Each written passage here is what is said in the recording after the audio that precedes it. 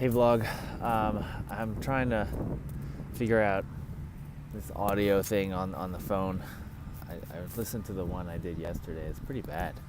Even though I was right there in my studio on my phone. This time I'm using this. I hope this picks it up better. Just doing a quick one today. It's a beautiful day out here and I'm about to pick up my daughter. We're having parent-teacher conferences today. Oh man, you gotta check out these pelicans. Can you see that? Can you see them? Look, here's one. Look at that. Look. Oh my goodness. Here it comes.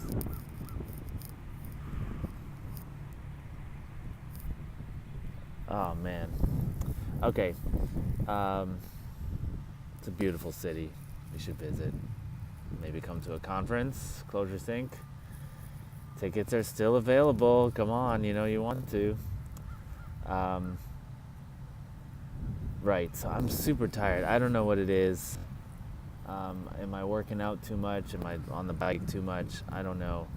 But I got good sleep last night, about 8 hours, and I'm just beat. Like, I can't think straight.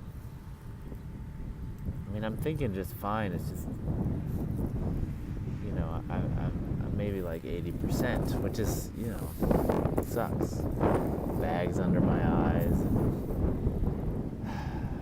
Anyway, I've got to figure that out. My wife comes home on Saturday. She's been gone almost 4 weeks now, so that'll be good. She'll take some of that burden off. I mean, I also miss her. Don't get me wrong about that.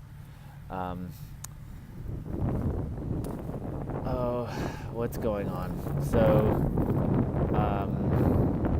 I launched my site yesterday. I was going to launch or begin the launch for my course. I just didn't get to it. I had three good calls yesterday, and I'm realizing I still have many more calls lined up, and I'm realizing I really like doing the calls. It's the hardest part is that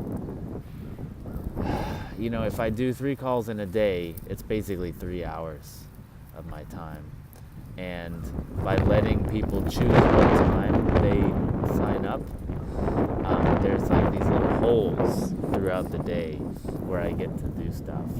And sometimes those holes aren't long enough to start anything, but they're too long to not do anything. So I have to figure that out. Maybe I do 3 a week, maybe I have one day that I dedicate to calls. It's okay for now. I really do think that once I put a bow on this course, on the Reframe course, that I will be able to focus on the other stuff now. Now that the site is launched, that's a big relief. It's better than ever. All my posts are still there, so I'm still getting that. And it's been less than 24 hours, but I need to check the analytics, because the analytics are, I use them like a monitoring tool mostly. I don't make many decisions based on what posts are popular and stuff. But it's good to see that hey, the traffic hasn't gone down, that you're still registering visitors and stuff like that. Because if there's a big change, then maybe something's wrong.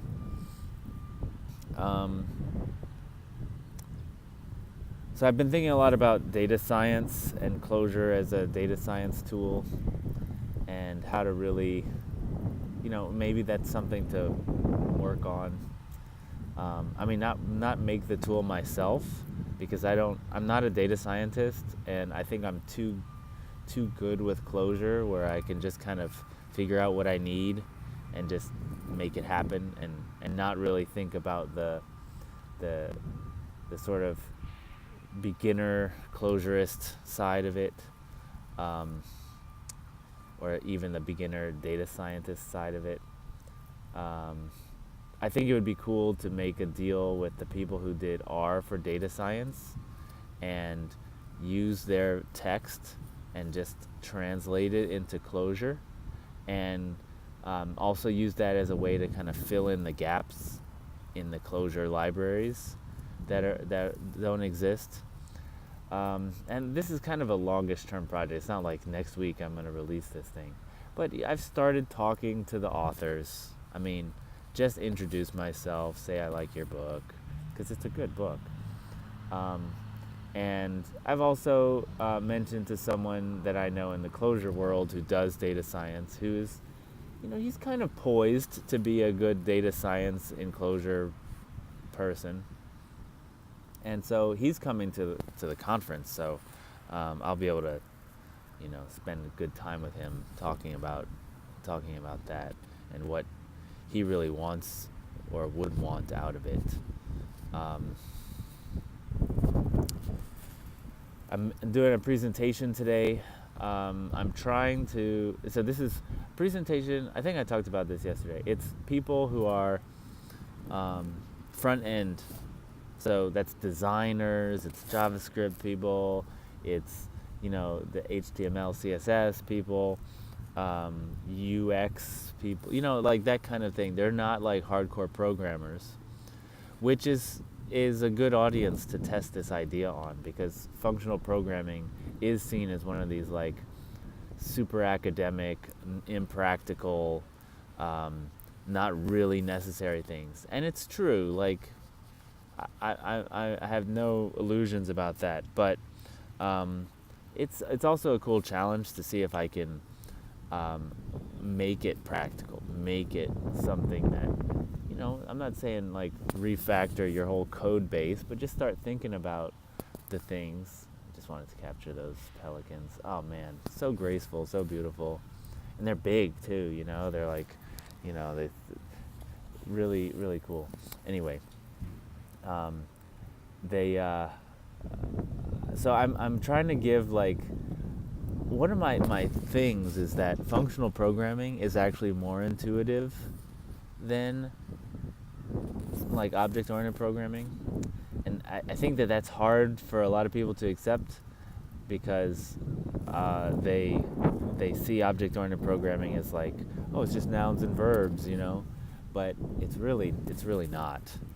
It's about messaging, message passing, and like when you go grocery shopping, where are the messages? That's the thing that you're not sending a milk a buy message. You know what I'm saying? And so I think that there's a disconnect there that people aren't seeing. And then when they look at functional, it's like, monads, how is that intuitive, right? Well, it's not. And so there's a big challenge there. But I mean, the way I'm teaching functional programming, I think there is. So that's really kind of what I'm doing tonight. And I'm going to record it and put it up. I've also been thinking about doing a podcast, like this thing I just said about how functional programming is intuitive. This is my shtick now, right? And so I'm talking to you about it from like mostly a business perspective, like what I'm going through, what I'm thinking about.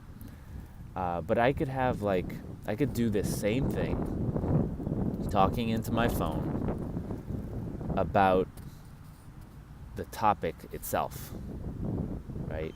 About the industry, about programming.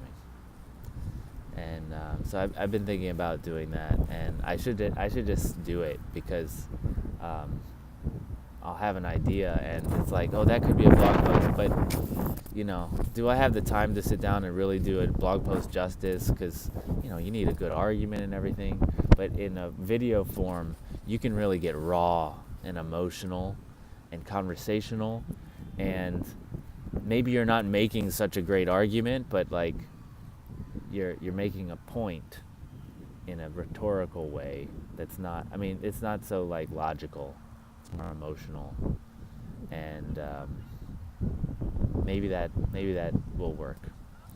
And so anyway, I'll see you later. Thanks for subscribing, thanks for liking, and put your comments in. Thanks, bye.